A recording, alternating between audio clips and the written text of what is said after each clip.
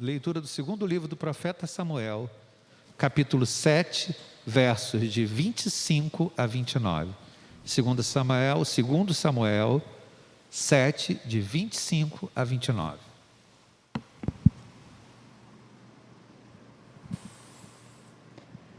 Agora, pois, ó Senhor Deus, esta palavra que falaste acerca de teu servo e acerca da sua casa, confirma-a para sempre, e faze como tens falado. E engrandeça-se o teu nome para sempre, para que se diga: o Senhor dos exércitos é Deus sobre Israel, e a casa de teu servo será confirmada diante de ti. Pois tu, Senhor dos exércitos, Deus de Israel, revelaste aos ouvidos de teu servo, dizendo: edificar-te-ei uma casa. Portanto, o teu servo se animou para fazer-te esta oração. Agora, pois, Senhor Deus, tu és mesmo Deus, e as tuas palavras são verdade, e tens falado a teu servo este bem. Se, pois, agora servindo de abençoar a casa de teu servo, para permanecer para sempre diante de ti, pois tu, ó Senhor Deus, o disseste, e com a tua bênção será para sempre a bendita casa de teu servo. Amém. Para vocês entenderem o contexto disso aí, Davi, cresce no coração de Davi o desejo de fazer a casa do Senhor. O povo já tinha o hábito, que era da própria estrutura de se reunir em tabernáculos, e o que queima no coração de Davi é a ideia de construir um grande templo, construir a casa do Senhor. E Davi se compromete a isso. E Natã fala da parte de Deus com Davi.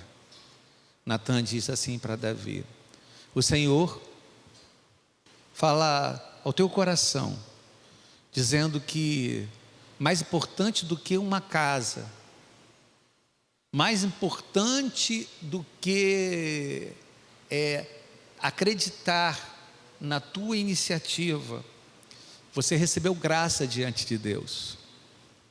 E você, Davi, você vai ser a casa.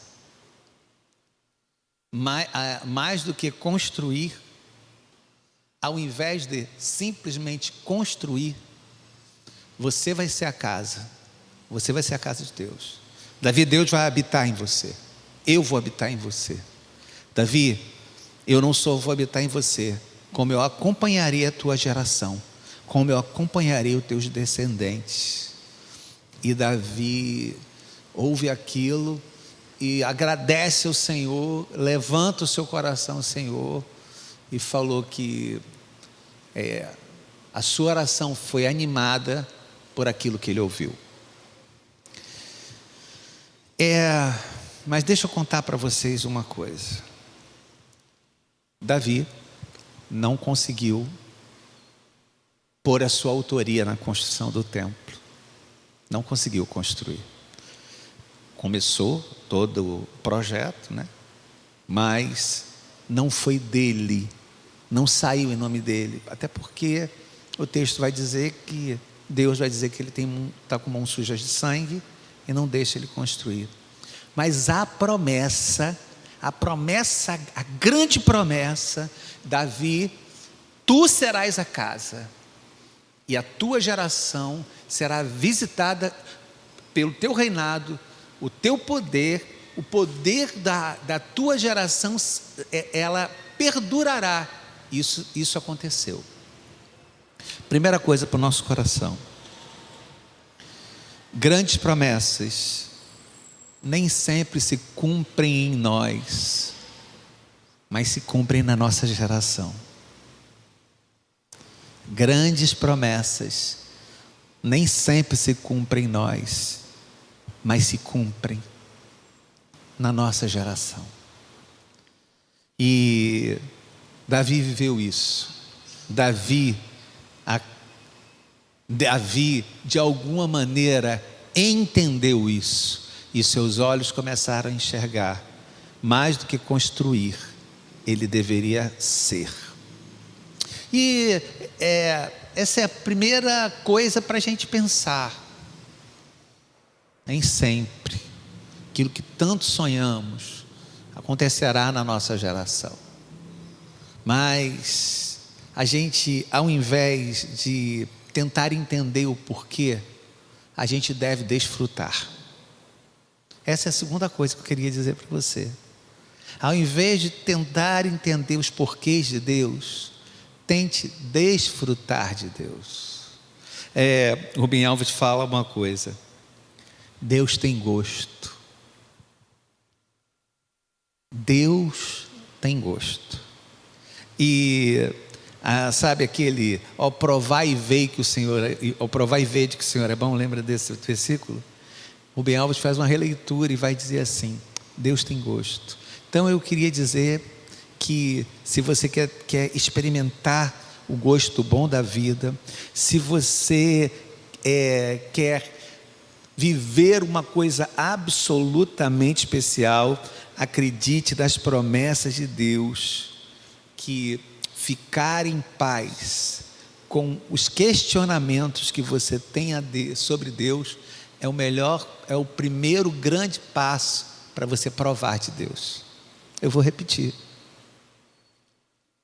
Você tem tantos questionamentos, e alguns questionamentos você tem em relação ao próprio Deus. Você não tem só questionamentos em relação à vida, você tem questionamentos em relação ao próprio Deus, você tem porquês em relação ao próprio Deus. Então, o grande passo para a gente, mais do que tentar definir, é experimentar Deus, porque Deus tem gosto. Quero dizer que uma vida boa, uma vida com sabor, é uma vida onde a gente consegue, mais do que tentar buscar as respostas, os porquês, a gente tentar se deixar consumir, porque as coisas aconteceram, é experimentar de Deus. Deus dá esse recado para Davi: você vai experimentar de mim. Sabe como a gente experimenta de Deus? A gente experimenta de Deus quando simplesmente a gente passa a crer nas promessas de Deus. A gente experimenta de Deus quando a gente passa a crer naquilo que Deus promete. Quando a gente passa a crer absolutamente naquilo que Deus promete. Verso 27. Pois tu, Senhor dos exércitos, Deus de Israel, revelaste aos ouvidos do teu servo, edificar-te-ei uma casa, portanto, o teu servo se animou a fazer essa oração. Que a gente precisa entender que a Bíblia é dividida em mandamentos, em advertências e promessas. Essa é basicamente a divisão da Bíblia: mandamentos, advertências e promessas. E nesse tempo, nessas quintas-feiras, nós escolhemos promessas, porque as promessas, elas animam o nosso coração. O texto diz, e eu acho que o verso 27 é o verso mais maravilhoso da sessão que a gente acabou de ler, porque as tuas palavras animaram a minha oração. Então, a gente, de alguma maneira, tem orado pouco, porque no fundo, talvez a gente tenha se desviado de conhecer as promessas e crer nas promessas. Uma das coisas que faz a gente orar pouco, tenho orado pouco. Você deve estar falando assim comigo: verdade, eu tenho orado pouco. Sabe por que você tem orado pouco? Primeiro, porque quando aparece um problema grande, a gente tem de orar mais. Mas quando as coisas estão bem, a gente é tão ingrato que a gente não ora, né? Mas o que tem te feito orar pouco, mesmo com problemas grandes, talvez você tenha orado pouco. O que te fez orar pouco é o fato de você não conhecer as promessas de Deus e nem crer nas promessas de Deus. Porque quem conhece as promessas de Deus e crê nas promessas de Deus tem a oração animada pelas promessas. Oração animada não é aquela oração que a pessoa põe aquela voz mais imponente, aquela coisa, mas não é nada disso. Oração animada é uma oração que vem da alma, uma oração que vem queimando da alma. E quem hoje tem dificuldade de se concentrar na oração, de buscar oração, de buscar a Deus em oração, porque no fundo, ou não conhece, ou não crê nas promessas de Deus. Porque as promessas de Deus, elas são pilares que expulsam nossos medos. Olha que coisa para a tua vida.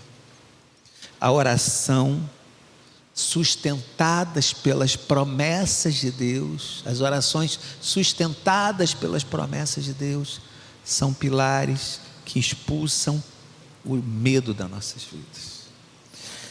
Aí elas apontam a uma realidade maior.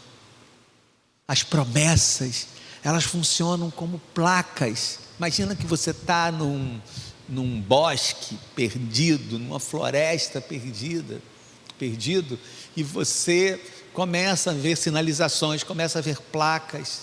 É isso que as promessas de Deus fazem. As promessas de Deus tiram a gente desse pântano perdido, tiram a gente dessa coisa de ficar dando voltas, e faz com que a gente tome a direção de ares melhores, de dias melhores, de ânimo para a vida. Por isso que eu quero dizer para você que é tão importante você conhecer as promessas de Deus, porque as promessas de Deus animarão as suas orações, e se as suas orações forem animadas, a sua alma será animada. Se você tiver um coração absolutamente crédulo nas promessas de Deus e conhecedor das promessas de Deus, a sua vida será absolutamente mais animada. O que está faltando na sua vida, estou tão sem ânimo, o que está faltando na sua vida é conhecer as promessas de Deus, é acreditar nas promessas de Deus, porque as promessas de Deus, elas animam a nossa oração,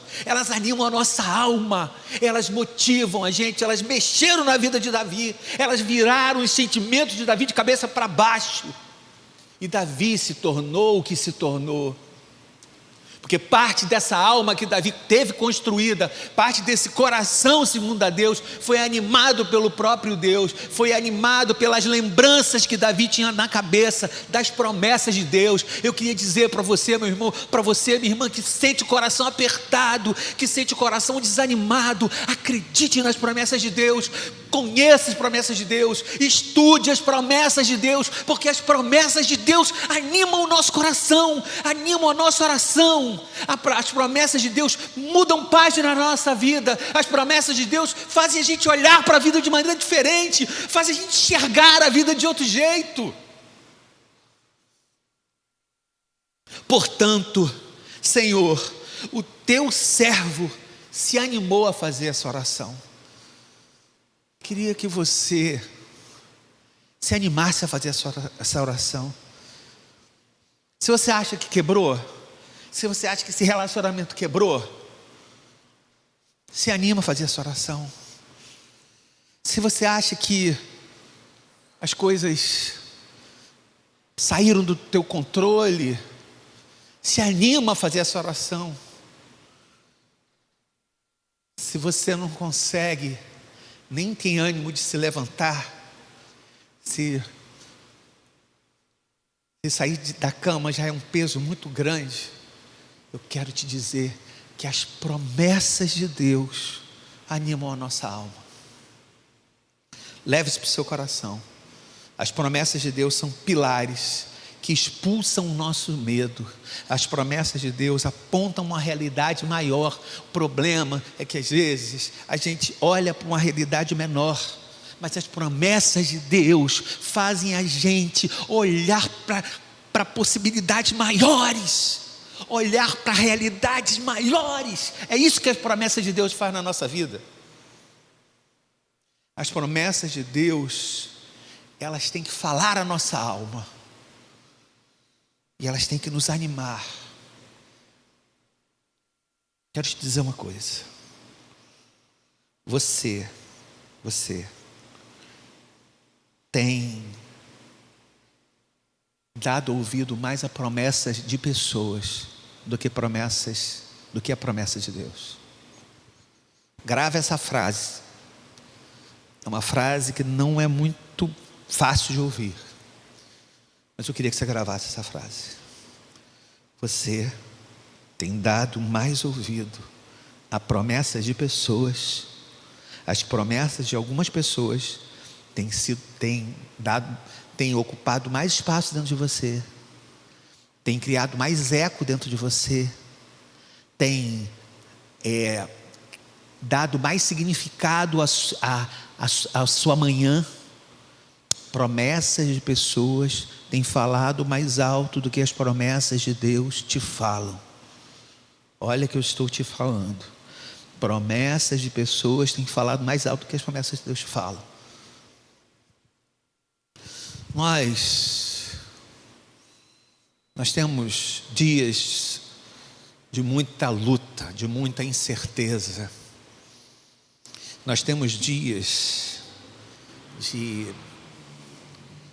muita pergunta. Às vezes a gente para e se pergunta: será que não fui eu que azedei o doce? Será que não fui eu que azedou o doce? Será que isso não saiu errado porque eu coloquei a colher na hora errada e do jeito errado? Será que não fui eu que azedei o doce? Será que eu tomei a decisão certa? Será que eu fui achando que era perseverante? Esse tempo todo eu não fui teimoso?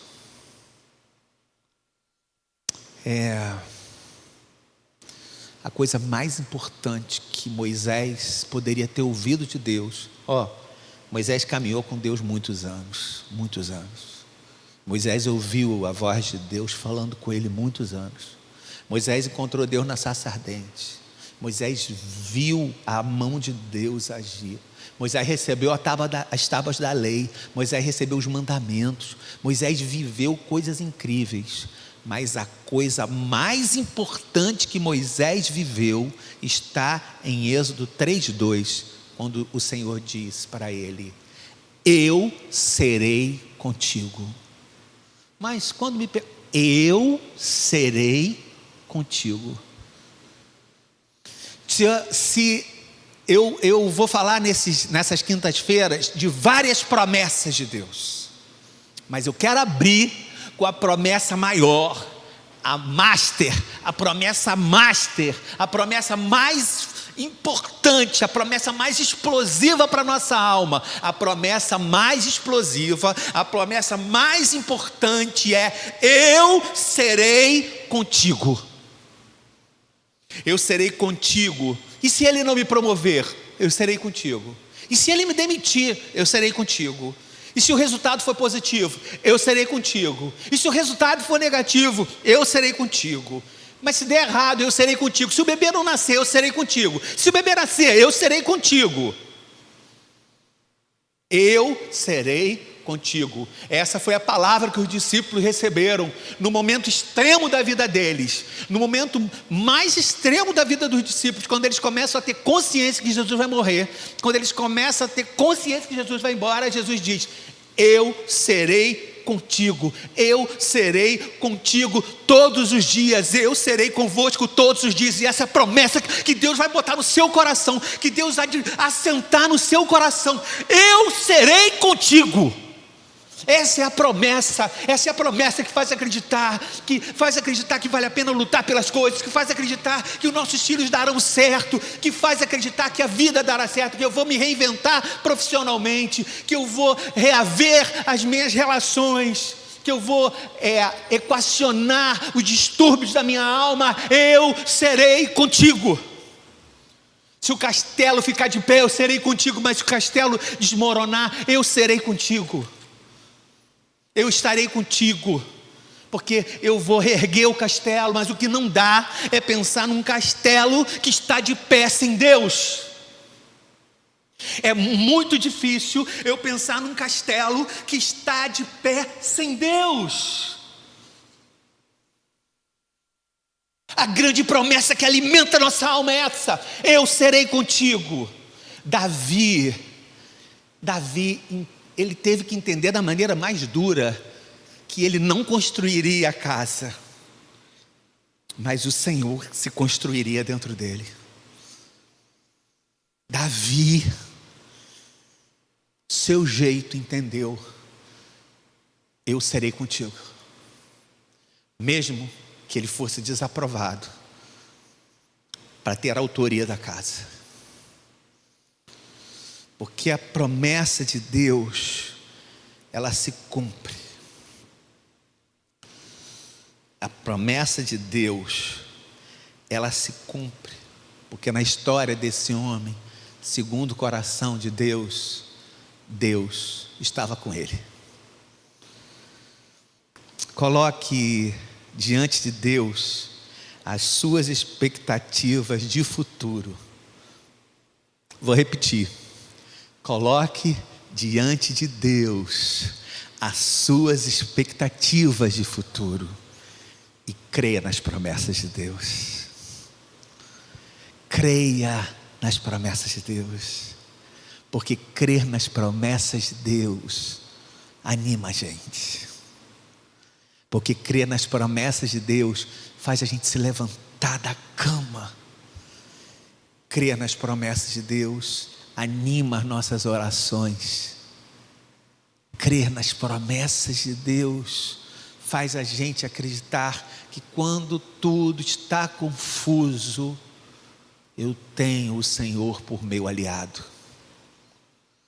Quando tudo está incerto, eu tenho o Senhor por meu aliado. Queria terminar, quero cantar promessas. Eu acho que é uma boa escolha. E eu queria que você, nesse momento, orasse, entregasse essa causa que te faz ficar angustiado e tremer. Eu queria que você entregasse essa causa diante do Senhor. Essa será a nossa música de despedida do pós-lúdio. Mas eu queria que você levasse essa música para a sua alma. E tudo que você ouviu aqui, nós começamos o nosso culto do Senhor de quinta-feira. Promessas, irmão, o grande barato, a grande promessa está aí. Eu serei contigo. Palavra do Senhor. Receber a bênção. Que o Senhor vá diante de ti mostrando caminhos. Que o Senhor vai por detrás de ti, te livrando do homem violento. Que o Senhor caminhe ao vosso lado, emprestando o ombro para o dia do cansaço. Que o Senhor caminhe dentro de vós, confirmando as suas promessas, fazendo crer, te fazendo conhecer, te fazendo caminhar dentro das suas promessas, em nome de Jesus, amém. Deus abençoe, Deus guarde você. Esperamos você domingo, queremos dividir com você isso.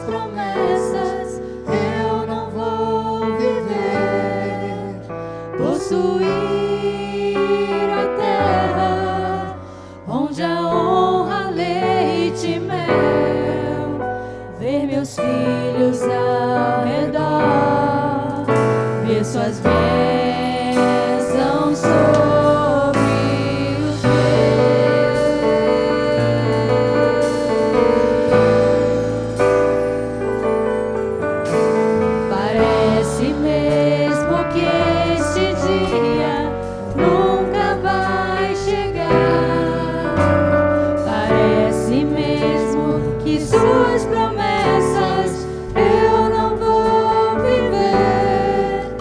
possuir a terra onde a honra, leite e mel, ver meus filhos ao redor, ver suas bênçãos sobre os meus. Aquele que começou a boa obra em minha vida é fiel, Ele é fiel, não descansará, não desistirá, enquanto não houver terminado. Não vivo do que vejo, mas vivo do que creio, e Ele é fiel. Jesus é fiel. Eu não morrerei, antes viverei todo o bem do Senhor, aqui na terra e no céu.